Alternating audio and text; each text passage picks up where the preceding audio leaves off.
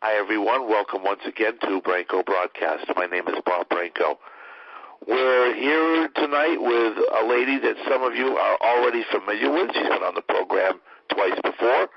But tonight she's here to talk about her latest book, When Sheep May Safely Graze. I think I said that correctly. No, Phillis it's Campbell. Where sheep May safely graze. She's going to talk to us about that. Welcome, Phillis Campbell. Thank you so much for having me. If you have trouble remembering that, if you're a musician or if you like classical music, the title came from Bach's Sheep May Safely Graze. And people are already asking for a sequel to this book. And I want to try, if I do a series, to have each one related to a piece of music. The book deals, most of my writing, those of you who are familiar with my writing, I have always tried to have my writing express the world that we, the blind and vision impaired, live in. The public sees all these movies with all these people doing these spectacular things and are using all this technology that may or may not be legitimate. And I want people to see my world the way it is. I'm just a plain person. As I said about one of the characters in my book, Who Will Hear Them Cry, she was just a normal person. She sat on her cat, and, she just did the kinds of things that we all do. This book deals with a young couple. He is a minister, and she a minister of music and organist. He went to Iraq and was blinded while he was there. He went as a chaplain, and it was sort of a shock to her. Well, of course, the whole thing was a shock, but she had felt, and he had assured her, she was skeptical, but he kept saying, a chaplain's going to be safe, but he wasn't. He was injured and lost his sight. The book deals with how he and she coped with his blindness. They were married the day before he was sent over, before he was deployed. And, of course, they had to adjust to their new marriage. They had to adjust to his blindness. They worked for a very, very elite church. And when he returned, he had been assured, you're blind, it's not going to make any difference. But, of course, it began to make a difference. And when very wealthy people in the church, a family, refused to let him baptize their grandchild because they were afraid he would drop it, they both realized that it was not the thing to do. He should not stay, because I don't know how well any of you know churches, but trust me, I do from years of working in them. I'm an organist.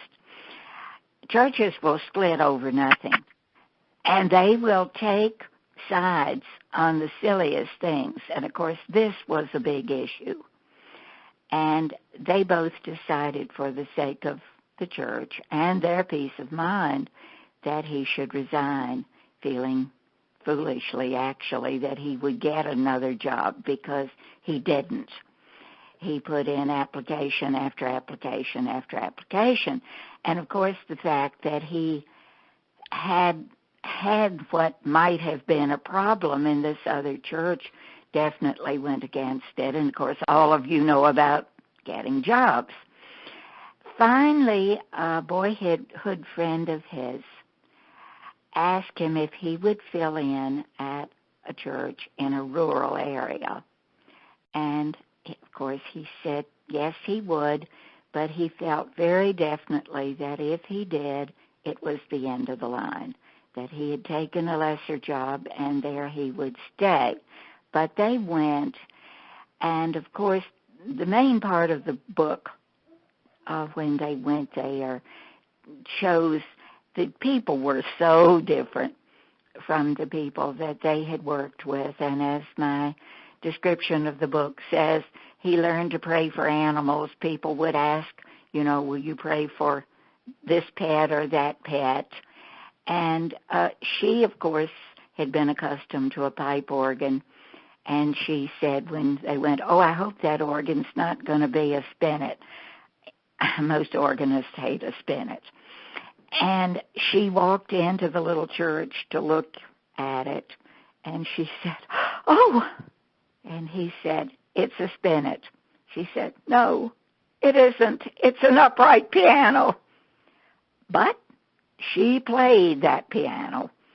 And the book it's a fun book, but it's also inspiring because it shows how they overcame not only the things presented to them about his blindness, but this area that was so totally different from where they had been. And I'm not going to tell you any more because I'd like for some of you, if you felt you would like to buy the book. You can get it in digital format, which means that those of you who have iPads, iPhones,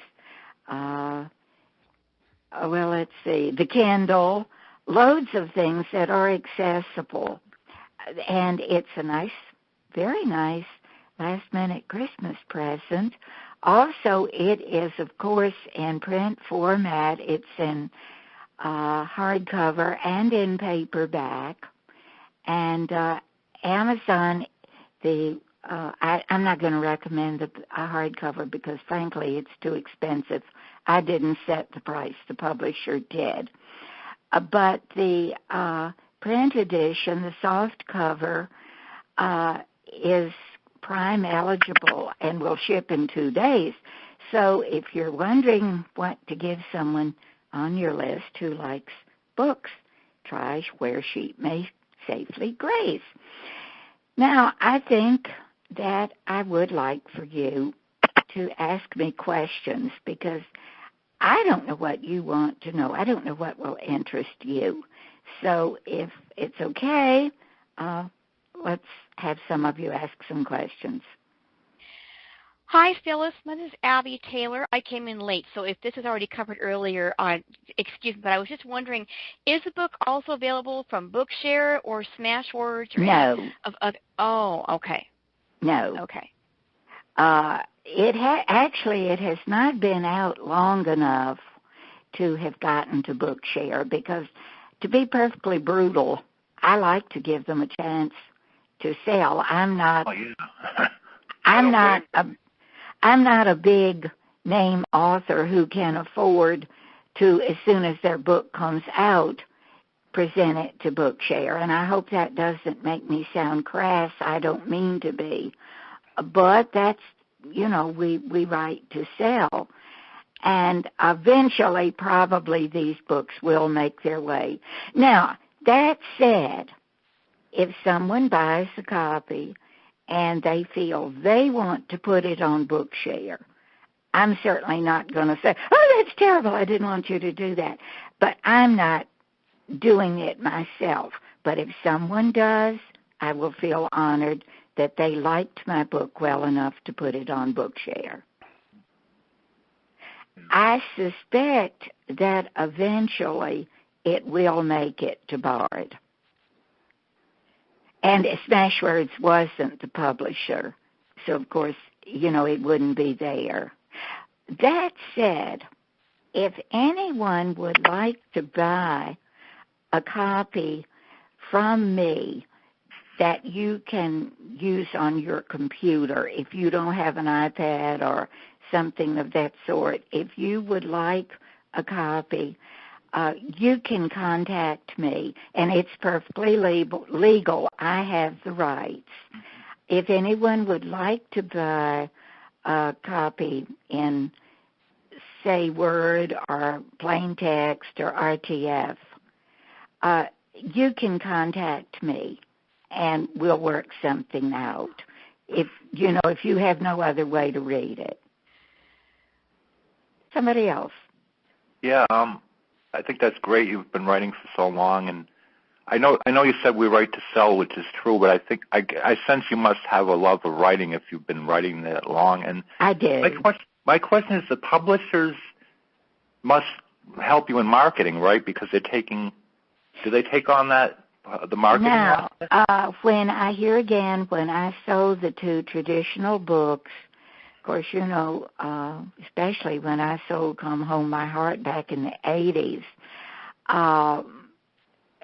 such things as the Internet were they weren't even a dot on somebody's drawing board.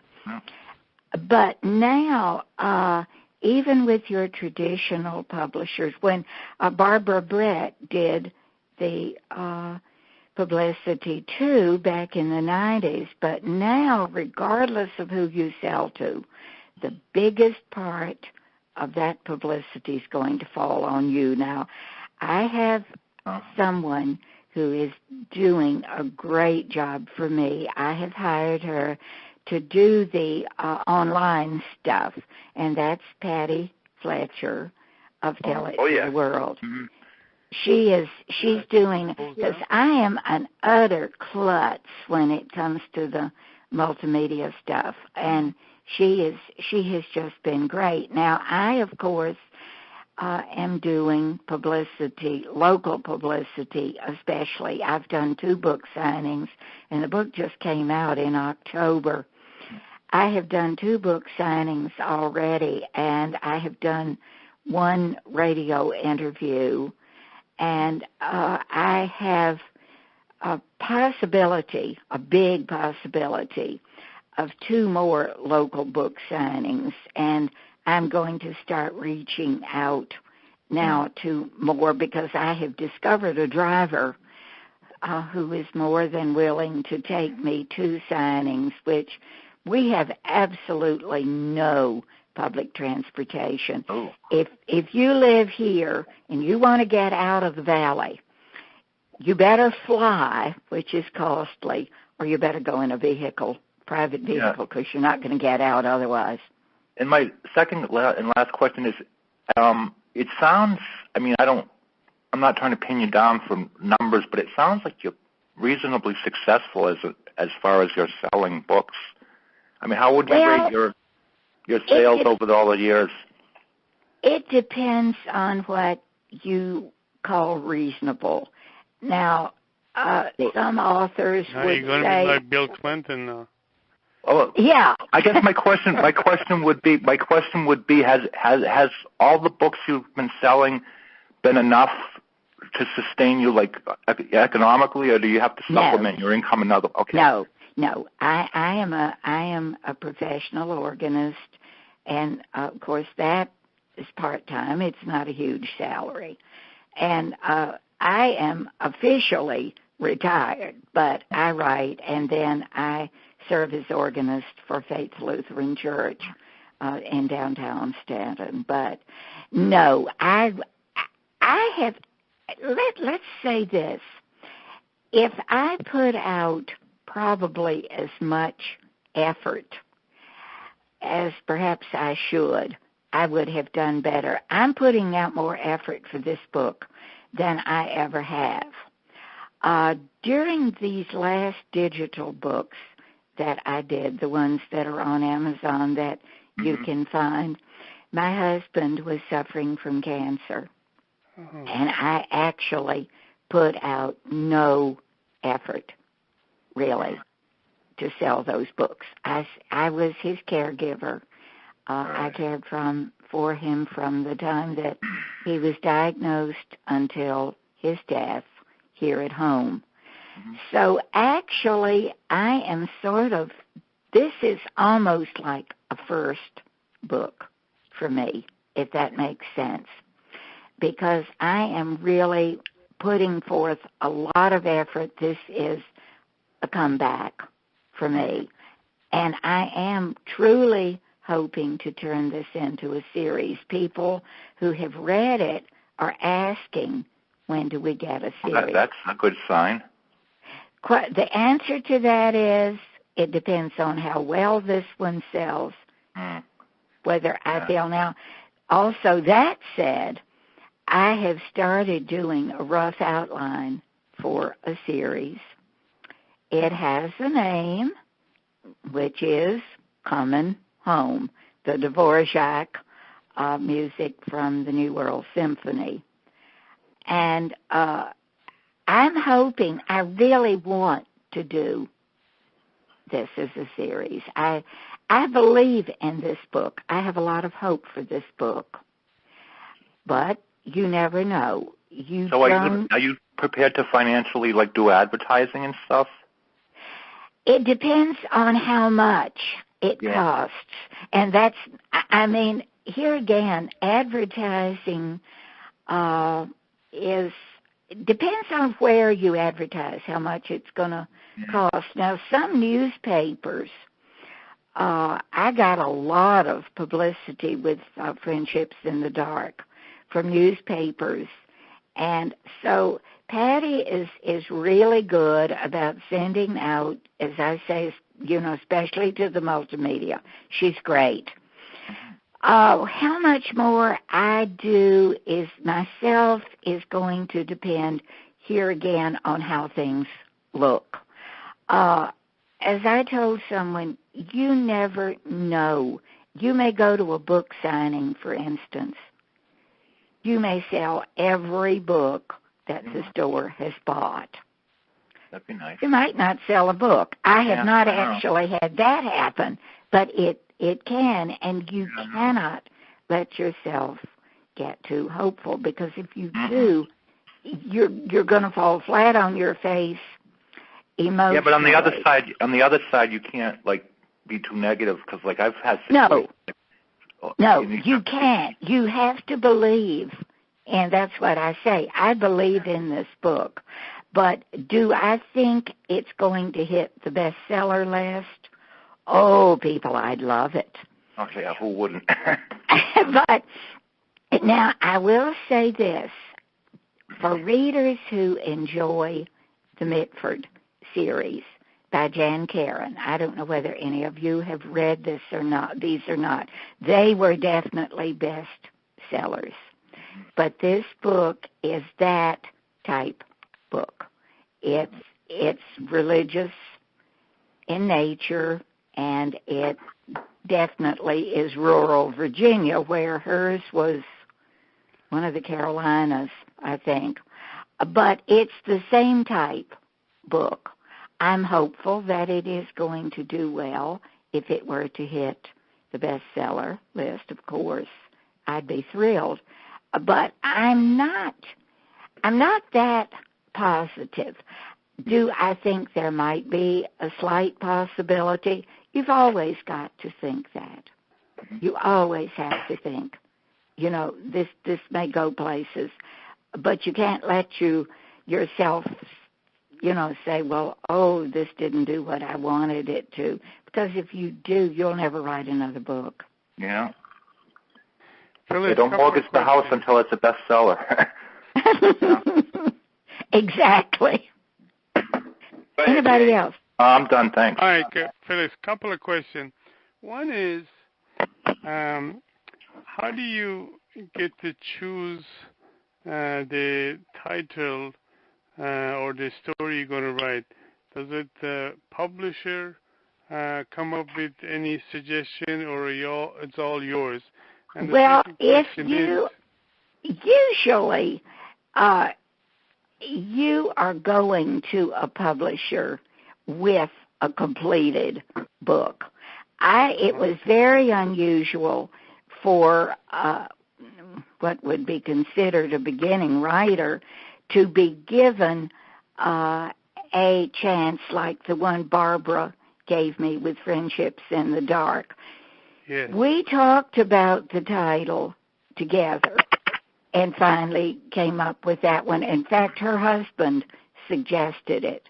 Usually when you present a query to a publisher, you have a title. Now, this is not true of nonfiction. We're talking fiction.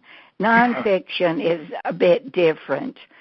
But fiction, you're wise to have a completed manuscript looking very good along with the title. Now, you may go to a publisher, they may say, we don't like that title. That's not going to touch readers. And in that case, here again, you discuss the title. Same thing with the book cover. The book cover for this book, they told me to give them ideas, what I would like. And I said, because the main thing for this book and any further books in this series is the little country church. I said, I at first wanted a flock of sheep. Well, we decided there wasn't any way on God's green earth we were going to get a flock of sheep to pose. So I said, I think a church would be nice. And the cover of my book is actually a local church. A friend of mine took the picture, and I sent it to the publisher, and they worked the cover around the picture of the little church. Okay. My picture, incidentally, is taken at the church where I play. I was sitting with my hands on the keyboard. But a lot of this is you deal with it as it comes along. Yeah. All right, so how can we get in touch with you? You can get in touch with me by email, which is pcampbell, PCAMPBELL16. And I told someone the other day, remember Sweet 16, pcampbell16 at Verizon, VERIZON.net. Okay. Or you can phone. Normally I don't give my phone number, but this isn't a good cause. But this is going to be, it's going to be on YouTube though, so I don't know if you want to have your number out there. Or if you don't care. So. I don't think so. My email, however, is fine. Thank you for telling me that. Yeah, because I didn't want to, you don't want to get strange phone calls. No, I get enough strange phone calls. Yeah.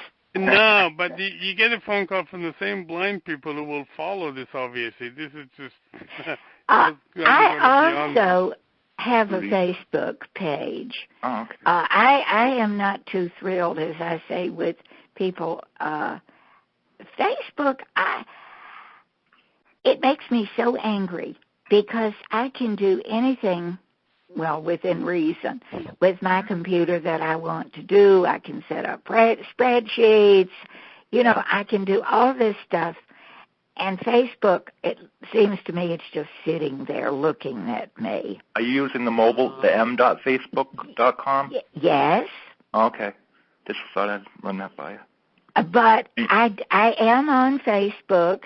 My author's page on Facebook is Phillis Staton, Staton Campbell. Oh, Phillis. So and if you put Patty, the name in, that'll come up. If you put that in the search, is that what you're saying? Yes. Okay. And Patty has suggested to me that I do my settings so that things that come up for me comes directly to my email. So you guys can contact me on Facebook. I'm not quite that old-fashioned. I'm not old-fashioned. That's what makes me so angry about Facebook. But you can contact me, and I will answer. That is a good way to contact me. And also, as I say, that is my email, is pcampbell16@verizon.net. Verizon.com. That's Yeah. .net. That's the right person with the Patty Fletcher. Of course, she's a Campbell's Ramble, so I guess it goes with your name too. That's Yeah, well, we're not related in any way. I saw her ad. I saw her. I do ramble, people. Trust me. That's. But no, I saw her ad on the Blind Post. Yes, yeah, all over the place. Now I write a column for the Blind Post. I write 2 columns for Our Special, which is a magazine put out for blind women by National Braille Press. I write their crafts column. But that's a magazine, the Blind Post? No, the Blind Post is actually an online newsletter. Run by Laurie Matos. And how many? Do you know how many people get it? Over 1,200. Yeah. Okay. Oh, and I do these 2 columns for National Braille Press for their magazine, Our Special. And, of course, I've written for Dialogue. I've written for loads of religious publications, and I've written for the Virginia Psychiatric Journal. That was years ago. Wow. And I started out the first big sale, at least to me, $200 at that time was a big sale. I wrote for the so-called confession magazines, which at that time the stories were really not true. I don't know what they're doing now because I have a feeling they're rather yucky. And I have not investigated them. But as I said, I've been writing since the 60s. Wow, yeah. Phyllis, this is Alice, and I'd like to say I am such a fan, of course, of your writing, as I think you know. But when I first checked out from the Talking Book and Braille Library, Friendships in the Dark, and then Come Home My Heart, I listened to those first on cassette. And then when they were available through Bard, I downloaded those, and those are 2 of the many books that I've saved from my Bard downloads. Those first 2 books of Phyllis are just endearing, wonderful, well-developed character books. I just so enjoyed those first 2, and I'd love to read this one also. So one of my questions is, I know that some of the religious publishers do make books available on audio. Is there any possibility that the publisher with which you are working has an option for an audio book? I know. I don't think so. On CD even. I don't think so. We sure hope do you have an iPhone or an iPad or a Kindle or?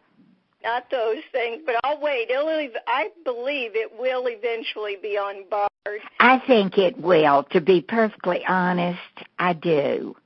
Well, now that you've been on there before, I'm sure it'll be a lot easier to get you because they know you now. So I have a feeling that it will, and I'm very honored. I was so honored when Bard, well, actually NLS picked both of them up. I was just. So you didn't submit those? You didn't submit them? Oh no.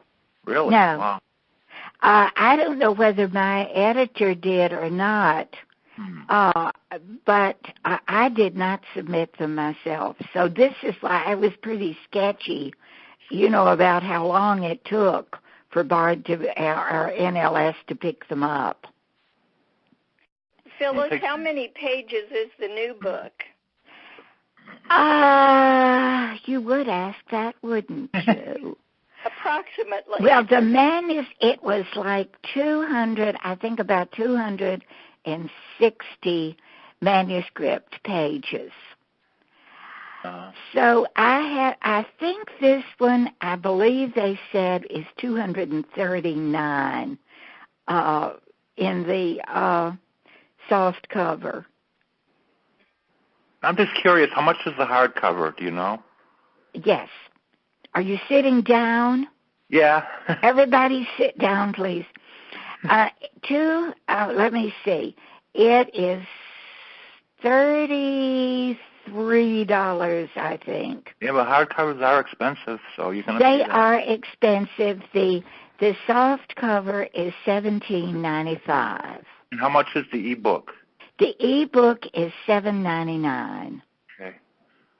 I make more money actually with the ebook, if you can believe it. I believe it because they're all over it's online, so well, you can get them right away. Yeah, I get a larger percentage of that. Now, if I have sold quite a few of the books myself. I bought them at a discount, which of course the publisher encourages. And I have sold quite a few at the beauty shop, if you can imagine it. My beauty operator. You must be going to beauty shop a lot. That's great. That's kidding. My beauty operator, of course, is a close friend. She's been doing me for like 30 years. And she said, "Oh, you must bring some down." And this was before the book had actually come out. And the woman over in the next beauty chair said, "Do you have any right now?" And I said, "No, I'm sorry, I don't." And she said, "As soon as they come out, I want one." That's good. Good. So Kathy and Juanita said, "Bring some down." In fact, I signed one today for a customer that had bought one that they had down there, and she wanted it autographed in Braille. Oh, cool. Huh? So I took a slate and stylus. I'll be worth money someday. So I, as I say, I believe in this book. I'm enthused about it, but if it doesn't do anything, it doesn't do anything, and I move on. Yeah, that's all. Well, and Alice, give us some idea, though. Maybe we all should go to beauty shop with our books in our hand. Forget about the barber shop. Yeah, Marcia, you never told me about that idea. See? I never thought of that. But that's not a bad idea, is it? Yeah. I think we'll go to Newbury Street. Oh, yeah. Well, you know, it's interesting.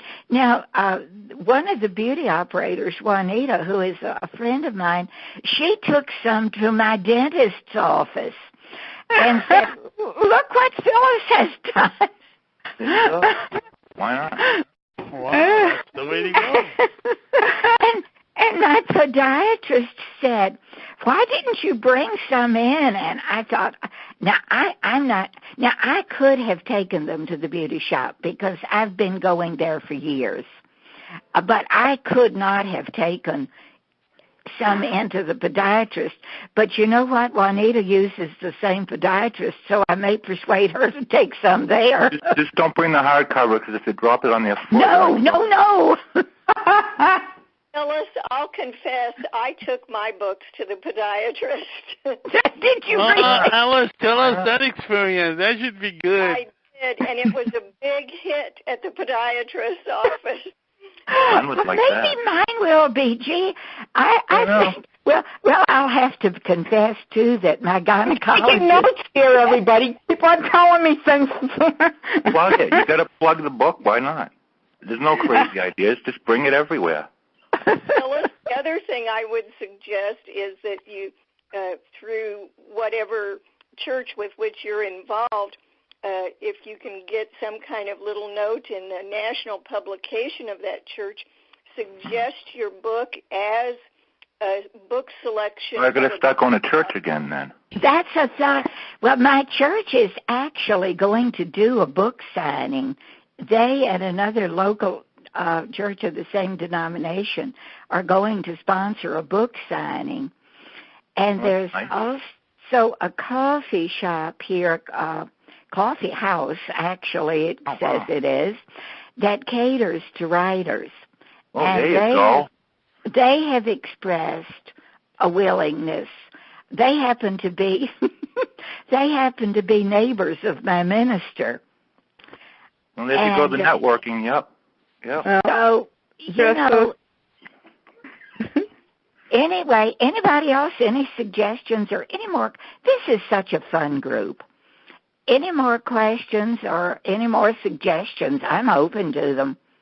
I got 20 books out here that need homes. Well, one of the things I do with Steve is I go in a coffee shop and I leave it down on a coffee table. Yeah, we get cards printed out.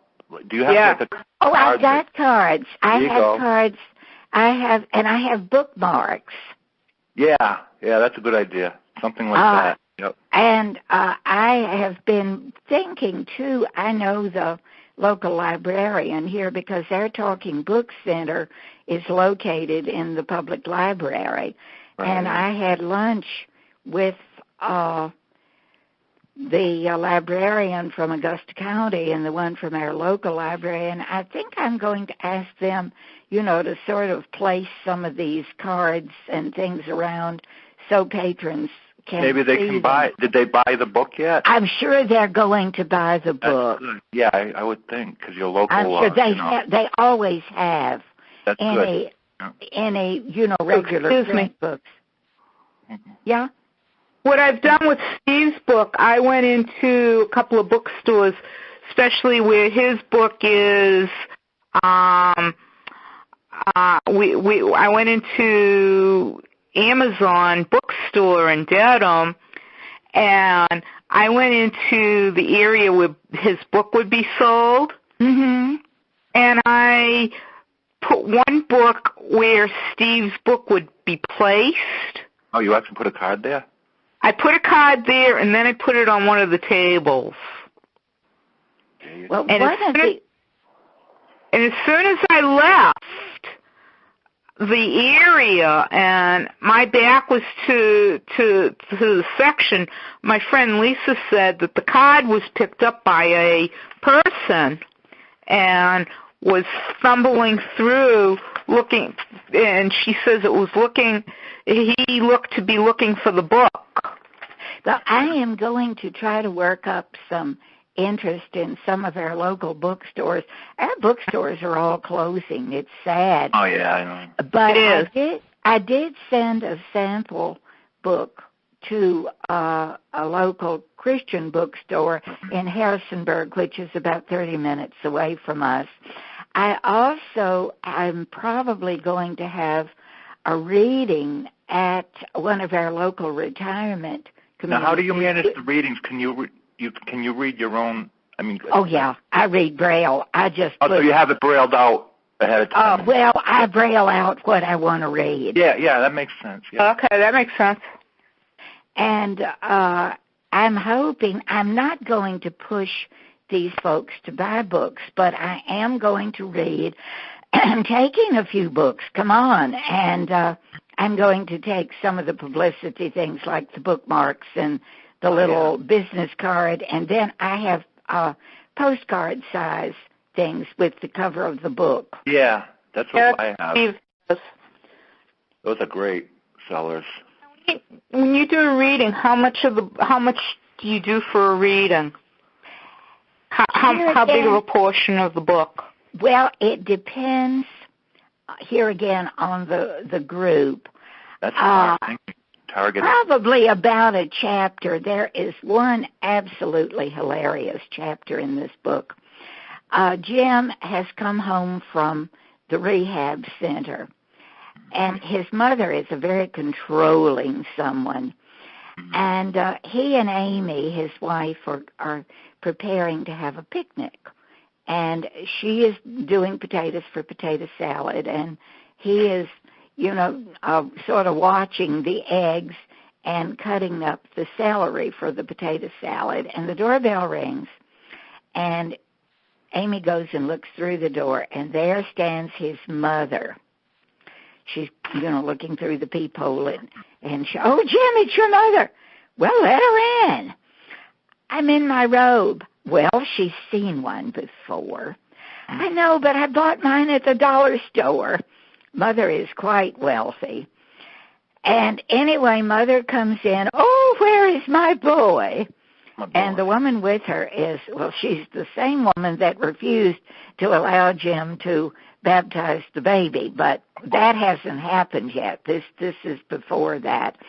Anyway, they go rushing into the kitchen.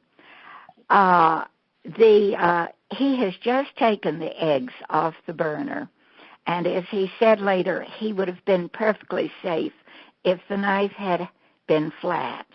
But it wasn't. It was one of these fancy ones with sort of a big handle. And he plunks the eggs down where he thinks it's, a clear spot. Yeah. Yeah, he puts it on the handle of the knife, and the egg pan falls on the floor. And there's eggshells, yucky eggs, and his mother comes rushing over. Oh, my boy! She was, he was going to cut his finger. She knew he was. And, of course, what happens is she slips in all the water and the eggshells, and down she goes. Uh-huh. And her friend comes rushing over to help her, and she trips over her. And about that time, the potatoes start to burn, and the smoke alarm goes off. And Jim completely, poor thing, forgot. Like a sitcom. That it was. He forgot that he couldn't see. Yeah. Which, it does. So he starts rushing over to turn the smoke alarm over and trips over the two old ladies. And about that did you intend that to be funny? It sounds like you had that intent to have a good humor. Oh, I did. It's hilarious. Yeah. Oh, yeah. And about that time, the security guard, and it was a fancy condominium, and the security guard lets himself in because he hears all this commotion. And he says, is everything all right? And Amy looked at him and said, what do you think? So, of course, he goes over very calmly and stops the smoke alarm, and he goes over, and Amy starts over to help. He said, Ms. Miller, if I was you, I'd stay right where I am. There's enough people on the floor. Yeah, right. So he, of course, he said, now, preacher, if you would just give me your hand. Now, watch mine there. Don't step on the lady's dress. And, of course, his mother is absolutely furious. And everyone who has read that chapter has thought it was just absolutely hilarious. Good way to plug it, I think, because it sounds really funny. Yeah, it does. And the one old lady said, young man, get off my head. I mean, if you can imagine this pile of people in the eggshells. And as I say, when the security man asked, is everything all right in here? Amy said, what do you think? Right. Sounds like a good book club book. Sure. I really hope a book club will pick it up. Please, you can folks, send your stuff to book clubs if you can find. I was just told that the other day that if you can find book clubs and tell them about your book, that someone might want to read it. Yeah. They might. Hopefully, they might want to discuss it, which is wonderful because then everybody buys a book. And that's it. Yeah. So you never know. So please, folks, talk this up if you think it's something that's worth talking up. See, I'm shameless. I don't mind saying, hey, please talk about my book. That's the way you got to do it. You have to. You're like you said, you're really enthused about this book, so why not? I mean, it sounds hilarious. Yeah. Anybody else? Anything you want to offer? Bob, throw me off when it's time for me to go, please. You're such an elegant. 7:53. Yeah. We enjoy hearing you talk and sharing all your information. Yeah. Well, why not share it? Why not? Narrating your own book too. I think that was very good reading of your book. You know, when I first started to write and sell, I had a slate and stylus. Oh, yeah. The first piece that I sold, it was probably not as much as 1,000 words. It was very short. But the first piece that I sold, I wrote with a slate and stylus. Wow. I had a manual Smith Corona portable typewriter. Oh, those were good. Yeah. And then later, I somehow acquired one of those huge Royals. Oh, God. Yeah. Great big thing. Of those. Oh, yeah. Well, I got my finger caught in the thing Yeah. between the shift lock and the side of the frame. Oh, yeah. Oh, yeah. Yeah, and there I sat. Remember? By myself. No problem. I couldn't, of course I couldn't, there was no way I could lift the thing to get to the phone. And finally I managed to shove the thing over, the shift long enough to get my finger out. Yeah, I remember those typewriters. Yeah, I do too. And I did not have a proofreader. Oh, my God. And how I did it, I'm not bragging, folks. I'm really not, because you know what? No matter what you believe about a power beyond yourself, God had to be with me, or I would never on this earth have managed to sell one single word. With no proofreader, I think that's pretty awesome. I mean, I said either I was a better typist than I think I was, or all those editors felt sorry for that poor old blind lady. I don't know which it was. Well, you can play the blind card, too. Why not? Yeah, why not? But I really had learned. I'd learned to type when I was about in the 4th grade. Yeah. And I'd made a pretty good rating on civil service exams. So seriously, Great. I was a good typist. And here again, I worked hard at it. Yep. The biggest problem was if I got distracted remembering what I had written last. Yeah, that's tough if you can't read it. Well, what I did, each time I finished a page, I made a Braille note of what I had written last and what I should be writing on the next page. Right.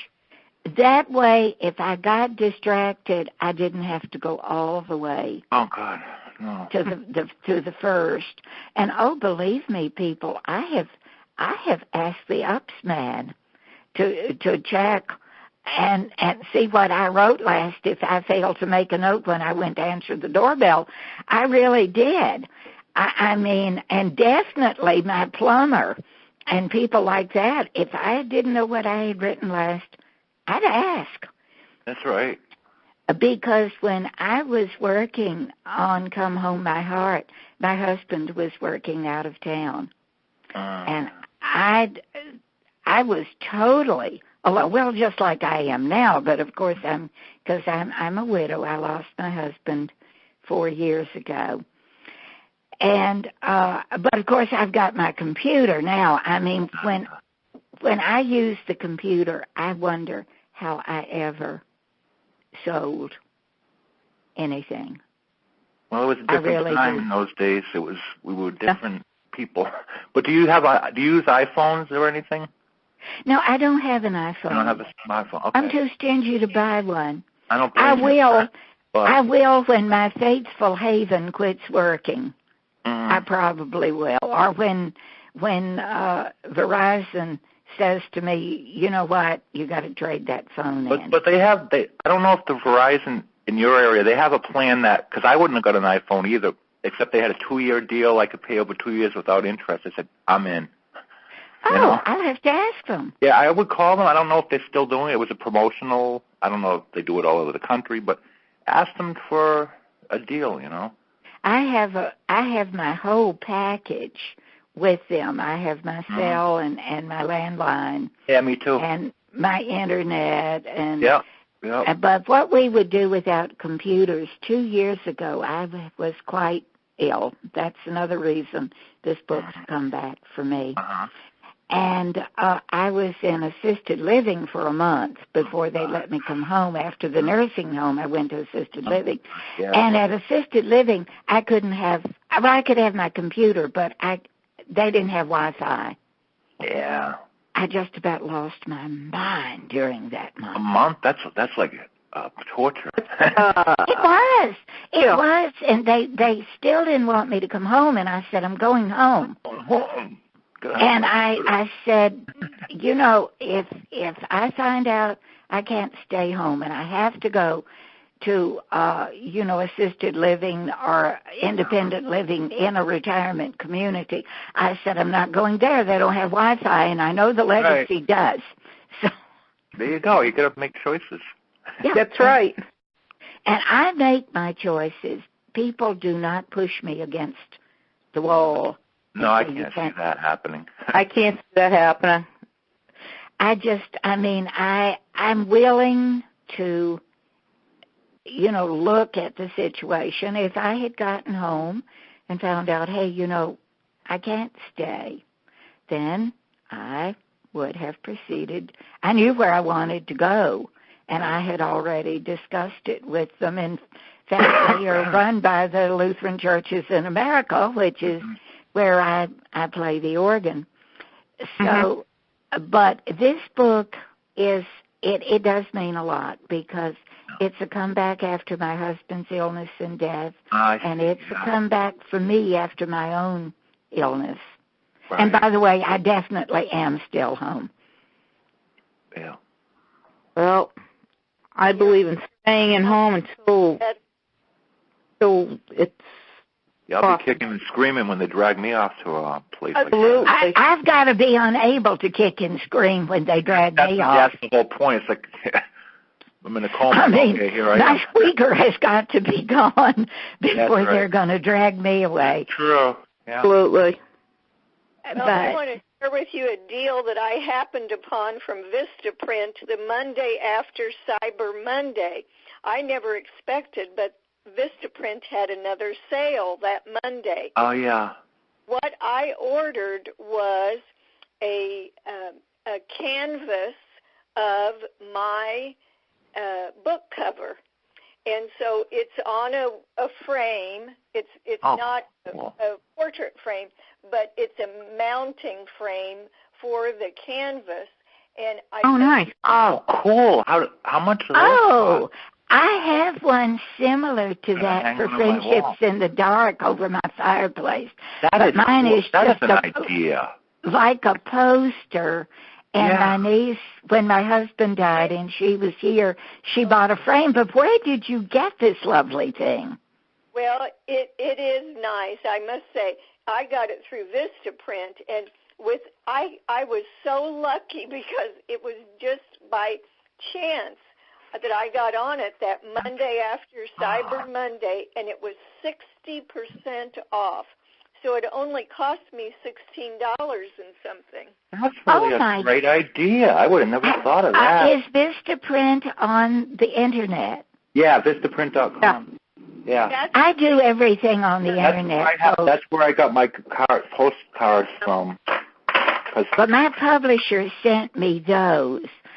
And what a lovely, I was thinking today, conceited creature that I am, that I would love a big, poster-like thing like I have for Friendships in the Dark for this book. But because you could set it up when you're at a book signing. You could easily hang it over your up against. That's a cool idea. It is a cool idea. That is. By 16. Wow. That is fantastic. Yeah, I'm going to go hang one up at the... With the mounting. Yeah. It was easy to put it up on my wall. I could easily put it up on the wall hook myself. And you can have it vertical or horizontal.